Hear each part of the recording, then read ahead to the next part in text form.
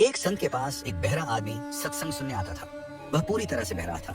उसके कान थे, लेकिन वे नाड़ियों से जुड़े नहीं थे। वह एक शब्द भी नहीं सुन सकता था। एक दिन कुछ लोग संत से कहते हैं, बाबा जी, वह जो वृद्ध आदमी बैठते हैं, वे कथा सुनते सुनते हंसते हैं, लेकिन वह बहरे हैं। वे दो बार हंसते हैं, एक तो जब बाकी लोग हंसते हैं और दूसरा जब वे अनुमान से कुछ समझकर हंसते हैं। संत जी ने सोचा, वह बहरा है तो कथा सुनने क्यों आता है।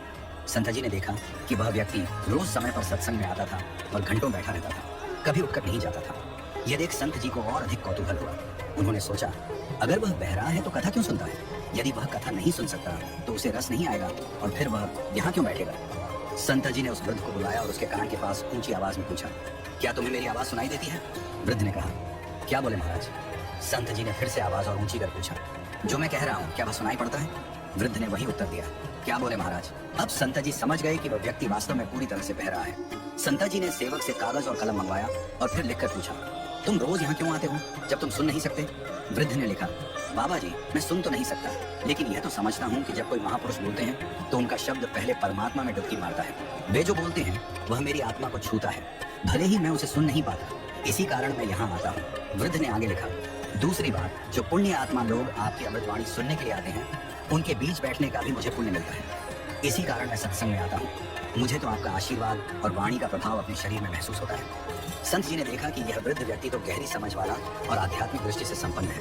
उन्होंने वृद्ध से पूछा, तुम रोज सत्संग में समय पर क्यों आते हो और हमेशा सामने बैठते हो। वृद्ध ने उत्तर दिया, बाबा जी, मैं परिवार में सबसे बड़ा हूँ और जब बड़े लोग कुछ करते हैं तो छोटे भी वैसा ही करते हैं। जब मैंने सत्संग में आना शुरू किया तो मेरा बड़ा बेटा भी यहाँ आने लगा। शुरू में मैं उसे बहाने से लाता था, लेकिन फिर वह अपनी पत्नी को लाया और पत्नी ने बच्चों को लाया।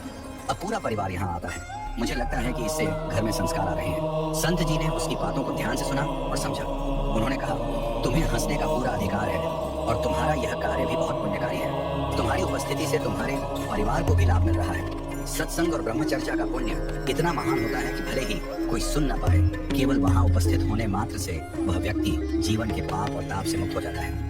अगर उसे समझ न आए तो भी वह व्यक्ति धीरे धीरे आत्मज्ञान के रास्ते पर चलता है। संत जी ने बताया कि सत्संग और ईश्वर की भक्ति का प्रभाव हर किसी पर होता है, चाहे वह सुनने में सक्षम हो या नहीं।